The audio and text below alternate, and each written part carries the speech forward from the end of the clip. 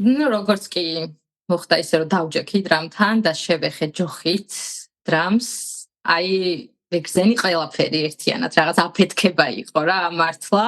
პირველივე გაკვეთილზე უკვე მივხვდი რომ აი ეგ არის, რომ რაც მომწონს, რაც მინდა რომ ვისწავლო, იმიტომ რომ პროფესიით მე ვარ ვოკალისტი, მომღერალი და სულ მეგონა რომ ჩემი მთელი ცხოვრება მხოლოდ და მხოლოდ სიმღერასთან იქნებოდა დაკავშირებული და აი უცებ რაღაცა საერთოდ აბსოლუტურად რადიკალურად სხვა რაღაც გამოჩნდა და აი როგორც კი ძიმასთან შევდგი ფეხი, ესე იგი ოთახში, მაგის მერე დამთავრდა იქ ყველაფერი და დაიწყო ჩემი ახალი რაღაც კარიერული ძიებები და რაღაცა ახალი რაღაცებისკენ სწრაფვა, ესე რომ ვთქვათ.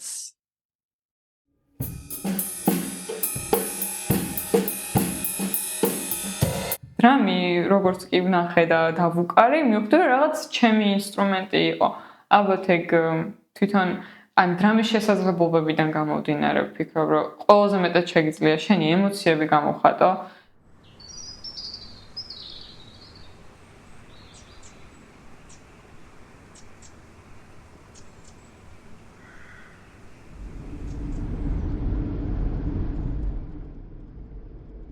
В городе, в Сиване, очень маленький город, и там негде научиться играть на барабанах, там нету ни студии, ни ничего. Было одно кафе, где я работала, и там были музыкальные инструменты, и барабаны в том числе. И я, так сказать, вот, решила и пошла научиться играть на барабанах именно в тот день, когда я увидела эту девушку, играющую мою любимую музыку.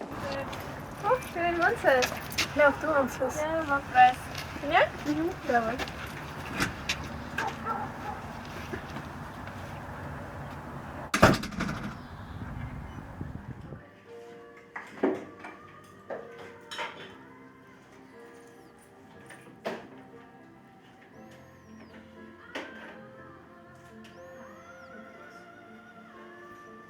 Когда учишься самостоятельно играть на барабанах, есть свои и минусы, и плюсы.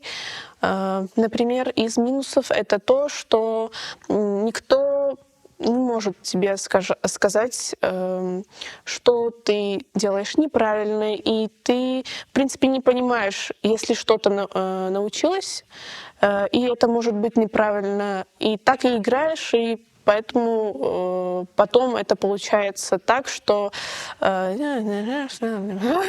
наверное, самое первое, что я научилась играть на барабанах, это была песня System of a Down, Chop Sway. Не очень хорошая, наверное, песня для начала. Почему я именно эту песню выбрала? Потому что, есть история, вот, смешная тоже. Был там один парень в кафешке, который играл на барабанах, и я сказала ему: можешь научить меня хоть что-то сыграть на барабанах? Он сказал: у тебя не получится, это слишком сложно. И у него не получалось играть именно эту песню, Chop Sway. И я такая: почему бы не научиться самой играть эту песню, а потом показать, вот видишь, я умею играть на барабанах.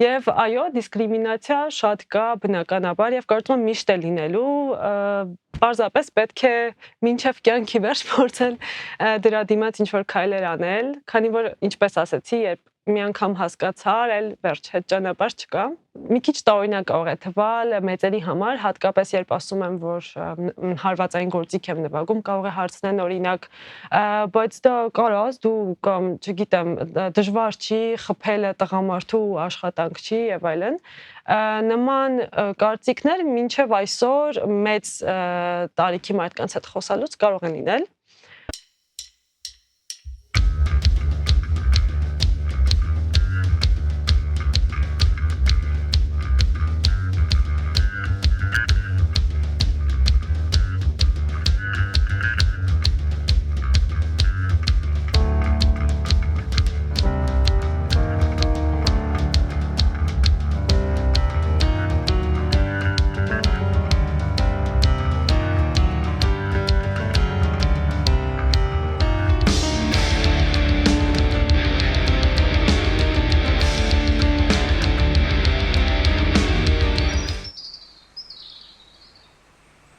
გავიწყე მაგათთან ერთად დაკვრა პირველ რეპეტიციაზე რომ მივედი, მე თვითონ არაფერი არ მქონდა გარჩეული და მაინც ეგეთი დადებითი არ მქონდა რომ რაღაც ძალიან კარგად დავუკრავდი და ათში ცოტა დიქტატორი არის მარტივად რომ ახსნათ და ძალიან კრიტიკოსი და მაქსიმალისტია და მაგისგანაც დადებითი შეფასება იყო და თვითონაც გავუკვირდა რომ მოეწონა ჩემი დაკვრები. და სხვათა შორის მაქამდეც დამიკრავს ბენჩი, მაგრამ ძალიან თავისუფლად ვიგრძენი თავი რა. და ალბათ ძალიან დიდი მნიშვნელობა აქვს თვითონ განწყობას როგორ დახვდებიან ადამიანები, იმიტომ რომ მქონია ეგეთი შემთხვევები, რომ მისულა დასაკრავად უნდა დამეწყო იმბედთან დაკვრა, მაგრამ აი ეგრე თავისუფლად არ მიგრძნია თავი რა და მაგას ძალიან დიდი მნიშვნელობა აქვს ალბათ, როდესაც დაკვრას იწყებ. შეიძლება ეგეც არის ფაქტორი, იმიტომ რომ იძაბებიან ხოლმე რომ გოგო ხარ და ისეთი გახსნილები აღარ არიან როგორც ბიჭი ხვდები და ნებისმიერ თემაზე იღადაობ და ასე შემდეგ. და მოკლედ ეგ რაღაც არ მიგუზნია ამათგან.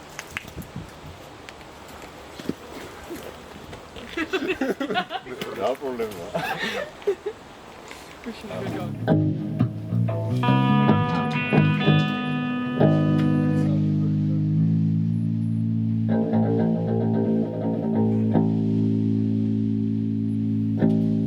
ესე იგი, ანუ ჩვენ ყავდა ეს გიტარისტი დემე, ეხლა აღარ არის ჩვენთან, წავიდა და მისი დაგეგმილი სპეცოპერაცია იყო ეს რეალურად, ანანოს შემოტყუება ჩვენ ბენჩში. იმიტომ რომ როგორც ვიცი, თავიდან თავს იკავებდა რა.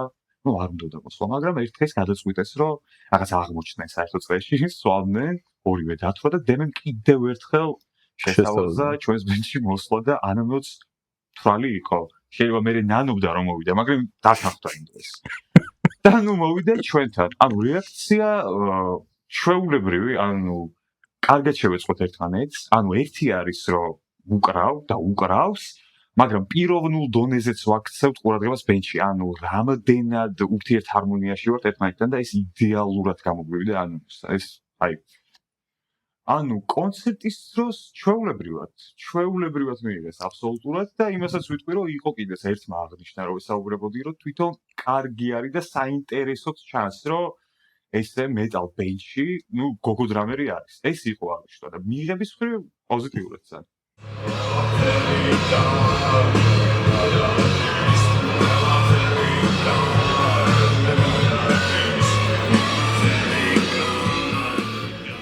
Իմ կյանքը այնպես է դասավորվել, որ հետաքրքիր կերպով իմ ընտրած մասնագիտությունները բոլորը Հայաստանում հատկապես ավելի տղամարդկային ոլորտներ են եղել, որտեղ դժվար է եղել գտնել առհասարակ կանանց, ովքեր զբաղվում են դրանով։ Դրանցից մեկը դե արդեն նշեցի, հարվածային գործիքներն է, մյուսը զարդերն է։ Եվ նորից արդեն երևի 10 տարի կլինի ինձ զբաղվում եմ այդ գործով։ Եվ առաջ երբ մտնում էի ոսկու շուկա, դա այն տեղն է, որտեղ մարդիկ նստած սարքում են զարդեր, տարբեր խանութներ եւ այլն, այդ կետն է, լի որտեղ բոլորը հիմնականում զբաղվում են այդ գործով։ Նույնպես հիշում եմ շատ հիացած, զարմացած կամ կասկածող հայացքներ։ Այդ ոլորտում ավելի շատ եմ իրականում լսել կարծիքներ, երբ ասել են կարող ես արդյոք սա անել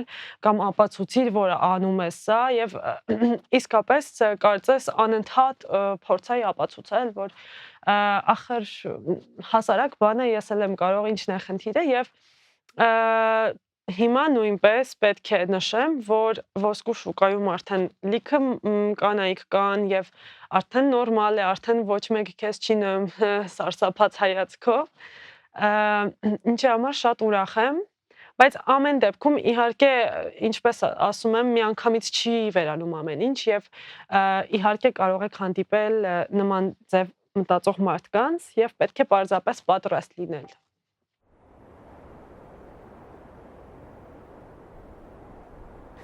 У меня был случай, когда мы должны были уже выступать, и звуковики, когда пришли и хотели там настроить звук, что-то посмотреть, инструменты, что где можно помочь, тогда просто они крикнули: «А где ваш барабанщик?» А я стояла около барабанов, и я сказала, что это я.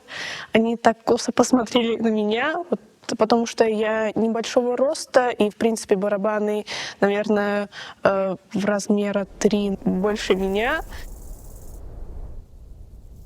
Иногда я замыкаюсь в себе, и барабаны мне дают раскрыться и дают свободу выразить свои эмоции, которые я иногда скрываю в самой себе.